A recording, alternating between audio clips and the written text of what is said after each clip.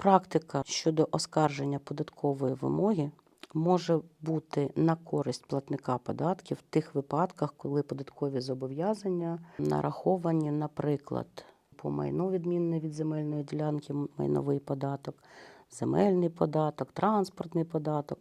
Тобто особа відчужила майно, але в єдиному реєстрі про це немає запису. Податковий орган застосовує податкові зобов'язання, але при адміністративному оскарженні ви доводите, що ця сума була нарахована на майно, яке вам не належить, і ви більше року це майно не використовуєте, тобто воно відчужено. Якщо це до нарахування за наслідками податкових перевірок, я не знаю такі випадки, коли вже сума узгоджена, розпочата процедуру у відповідності глави 9, і податковий орган самостійно скасовує податкове нарахування.